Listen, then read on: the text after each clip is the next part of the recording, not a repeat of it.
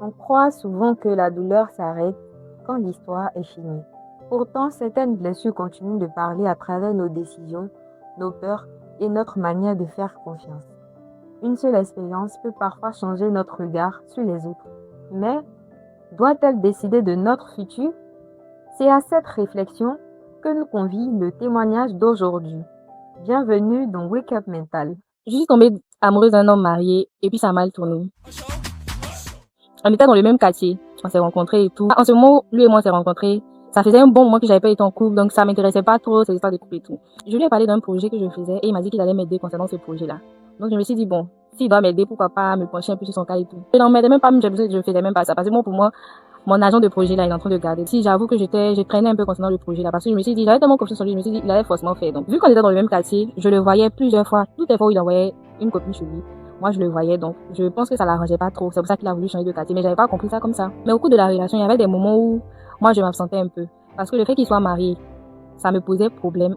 Je trouvais toujours des prétextes pour le fuir un moment. Mais comme il y avait un truc qu'il devait faire, je finissais par revenir. J'ai plusieurs endroits où je fais le sport, mais il y a un endroit où j'ai eu envie d'aller. Pendant que j'ai fini ma séance de sport, je suis en train de m'étirer et je regarde en bas, je vois la voiture du gars. Le con où j'étais allé faire le sport, il y a en même temps un resto. Quand je vais voir, je le trouve avec une jeune dame, ils sont en train de discuter. En fait, quand tu le vois, tu sais que c'est un date, en fait. Du coup, moi, je l'ai vu, je l'ai pris en photo, je l'ai envoyé pour lui montrer que je l'ai vu. Et j'ai fait de sorte à ce qu'il me voie. Après, je suis retournée faire le sport. Je suis rentrée à la maison. Il s'est excusé parce que moi, il me disait tout le temps que, en dehors de sa femme, vu qu'il venait d'arriver dans la ville, là, c'est moi qui étais sa copine. Et je croyais tellement parce qu'il ressemble même pas à quelqu'un qui est frivole et tout, non. Il me disait qu'après sa femme, c'est moi qui étais là. Et je le voyais pas. C'est après que j'ai commencé à le voir avec des gars, mais au début, je croyais. Du coup, quand je l'ai vu, je lui ai dit, mais toi, tu me fais croire que après ta femme, c'est moi. Et moi-même, tu es venu me trouver dans une phase où je voulais pas de relation. Donc, c'est avec toi seul que je sors. Tu me fais me concentrer sur toi. Et toi, tu te concentres sur d'autres personnes. Donc, ça a commencé à me faire un peu mal parce que j'ai vu comme si j'étais en train de perdre mon temps. Donc, cette fois-ci-là, j'ai laissé passer. Mais c'était le début, en fait, de tout ce qui allait se passer ensuite. Du coup, après que je l'ai vu, son frère m'a appelé, il s'est excusé. On a laissé passer ça. Entre-temps, il avait déjà aménagé dans le nouveau quartier. Il avait déjà repéré une fois là-bas une nouvelle copine avec qui il allait commencer une relation. Du coup, dans ce même laps de temps, moi, j'ai voulu faire une pause avec lui. Je l'ai supprimé pendant un moment. Ça fait un truc de, je crois, un mois. Je lui parlais plus. J'étais restée dans mon coin. Après que les un mois soient passés, il m'a écrit, il m'a dit, mais qu'est-ce qui s'est passé? Tu m'as laissé comme ça. Il y a eu quoi et tout.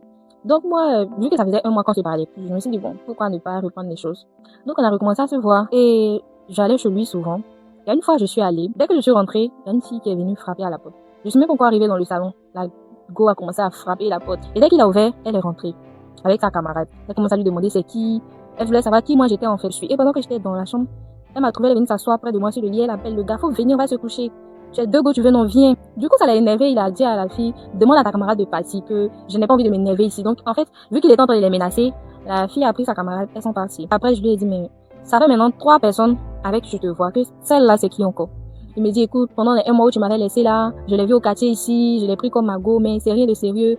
Je lui ai dit, mais vu que c'était pendant que je t'avais laissé que tu as pris la fille, faut t'excuser auprès d'elle parce que la manière dont tu l'as mis à la porte là, c'est pas joli à voir. Il m'a dit, non, c'est là, je peux pas m'excuser parce que de toutes les façons, c'est pas une fille sérieuse, même elle a rien dans la tête. Ce genre de choses. Quelque temps après que j'ai su que la fille, en fait, il lui a demandé pardon. Et pour se faire pardonner même, il a commandé un iPad pour donner à la fille pour lui montrer à quel point il était désolé, en fait. Ça, c'est après que j'ai appris ça. Pendant ce temps où moi, je demandais rien, je me disais que c'est parce qu'il est en train de faire un truc pour moi. Du coup, je me suis dit, c'est qu'il doit faire même, il n'a pas encore fait. Et la relation dans laquelle on est là, il y a trop de trucs flous dedans. Donc, j'ai prié, j'ai demandé à Dieu, je lui ai dit de faire de sorte à ce que je puisse me détacher émotionnellement de ce dernier-là. Le lendemain, j'étais là, j'ai eu envie de sortir. Et j'ai dit à mes copines, sortons, allons prendre un pot. On arrive dans un espace, je le trouve là. Et je suis allée le saluer, il était avec son frère, je l'ai salué, après je me suis assise. Et j'ai vu mon ancienne camarade assise de l'autre côté avec une fille. Donc j'ai voulu aller la saluer pour ne pas que elle se dise que je suis venue sans la saluer. Je vais la saluer, je la vois avec la fille qui était avec le monsieur dernièrement. Du coup, je l'ai saluée et je suis allée m'asseoir. J'ai écrit à la fille, je lui ai demandé c'est ta copine et tout. Elle m'a dit oui, c'est sa copine, mais je suis pas rentrée dans les détails. Et pendant que je vais m'asseoir,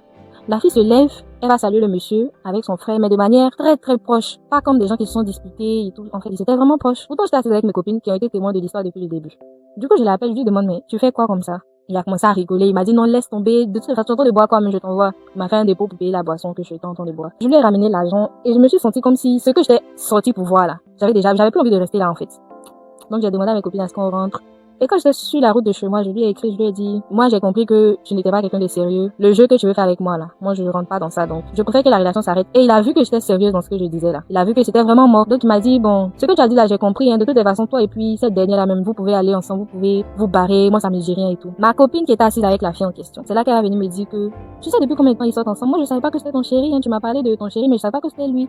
Depuis longtemps ils sortent ensemble, il lui fait des cadeaux, il lui donne de grandes sommes pour acheter des trucs. Pourtant moi, je lui demandais jamais. En fait c'est la partie qui m'a le plus fait mal dans cette histoire. Pourtant, même de base, tout le monde sait que j'aime l'argent, mais je lui avais jamais demandé quelque chose. Je lui ai envoyé une note vocale après, je lui ai dit, donc, pendant le temps où moi je t'attendais, pour que tu fasses mon projet, tu me disais que tu attends l'argent qui n'est pas encore arrivé là. Tu avais l'argent, tu avais les 400 000, les 500 000 pour donner à quelqu'un là-bas. Ça me donne encore plus de raisons de vous laisser, vous deux même ensemble même. Il y a lui qui m'appelle avec son frère. Ils sont en compagnie de la fille en question. Ce qu'ils étaient en train de faire, ils étaient en train de me rabaisser au détriment de la fille pour qu'elle se sente un peu priorisée. Le monsieur qui avait l'habitude de m'appeler pour essayer d'arranger les choses, avec qui il n'y a jamais eu un semblant de manque de respect même.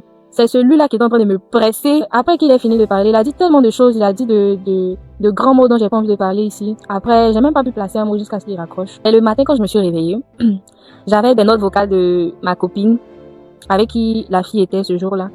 C'est-à-dire, le monsieur avait envoyé des notes vocales à la fille et la fille a envoyé à ma copine. Dans ces notes vocales-là, le monsieur m'insultait. Il me traitait de tous les noms en disant que parce que j'avais l'habitude de lui faire à manger, il n'est pas ivoirien, donc souvent je regardais les plats de chez eux, je préparais tout ça avec mon argent. Et il envoie une note vocale à la fille où il dit que de toutes les façons, dis avec mon nom, dis-lui que je n'ai jamais mangé sa nourriture, cette nourriture qu'elle préparait là, je n'ai jamais mangé. À chaque fois qu'elle m'envoyait, je versais parce que je savais de quoi elle était capable. Imaginez que vous fassiez cette sacrifice pour quelqu'un. Tu vois un truc, tu dis ça va plaire à mon chéri, tu lui donnes. Et après, il dit que tout ce que tu lui envoyais là, il versait parce que tu pourrais être capable de le gasser. Il a dit des trucs tellement sales à mon égard. Il m'a bien même, il m'a pressé. Il n'y a pas une note vocale de lui que j'ai écoutée qui m'a laissé dans le même état.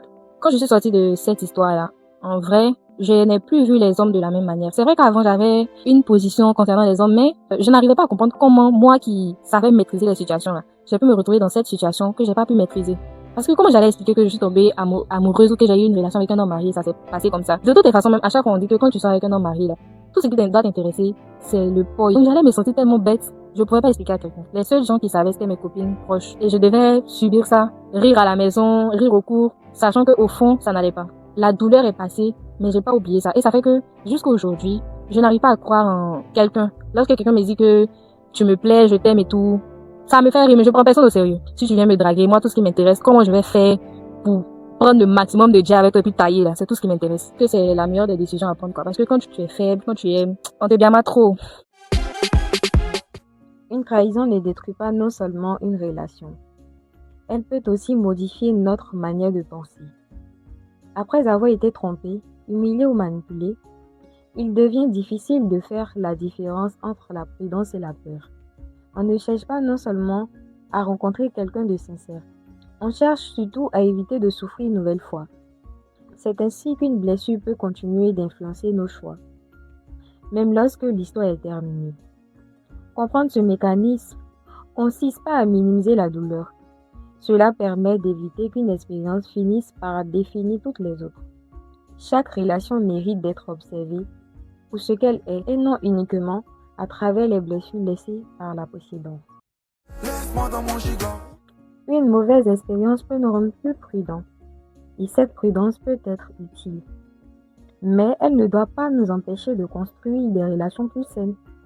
Guérir ne signifie pas oublier.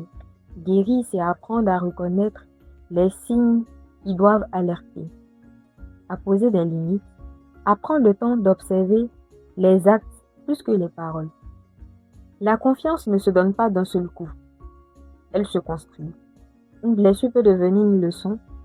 Elle ne devrait pas devenir une condamnation pour toutes les personnes qui croisent notre chemin.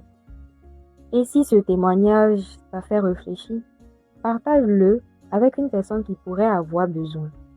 Et si tu souhaites suivre chaque nouvel épisode de Wake Up Mental, abonne-toi à notre chaîne YouTube et active la cloche des notifications.